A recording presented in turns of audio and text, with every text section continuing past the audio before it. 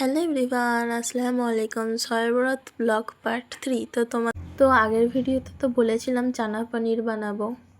সব কিছু বানিয়ে টানিয়ে খাওয়া দাওয়া করতে বসে পড়েছিলাম। তো কি কি মেনু হয়েছে তো এক ঝলকে দেখে নাও। তারপর ভাবলাম যে লুচিটা করলে একটু বেশি ভালো হয়। তারপর আমি আর আমার মা মিলে লুচিটাও করে নিয়েছিলাম।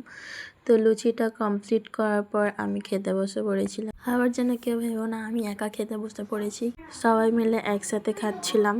খাওয়া দাওয়া কমপ্লিট করে নেওয়ার পর তারপর মেন যে আকর্ষণটা হলো সেটা হলো চালের আটার রুটি। চালের আটার রুটি না পারি খুমির করতে, না পারি বেলতে, তো সেটা তো মায়ের দায়িত্ব। মা করছিল, মা ওইদিকে খুমির করছিল প্লাস রুটিটা বেলেও নিচ্ছিল, আর আমি অন্যদিকে চিকেনটাও করছিলাম। তো তোমাদেরকে একটা কথা বলি, আমার ভিডিও যদি তোমাদের ভালো লাগে আমার চ্যানেলটা সাবস্ক্রাইব করবে। তারপর রুটিগুলো আমি সেঁকে নিচ্ছিলাম, দেখো কত সুন্দর ফুলেছে। তো আজকের মতো এই পর্যন্ত, দেখাবে নেক্সট ভিডিওতে।